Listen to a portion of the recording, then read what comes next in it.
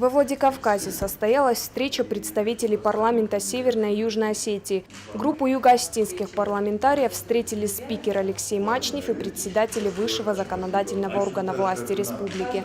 В рамках встречи стороны договорились о всестороннем сотрудничестве. Глава нового парламента Южной Осетии Анатолий Бибилов рассказал об основных задачах парламентариев. Они намерены создать такие условия, чтобы граждане, которые ранее покинули республику, вернулись обратно. Он также отметил, что для молодой республики проблемой остается снижение рождаемости. В настоящее время смертность превышает показатели по рождаемости.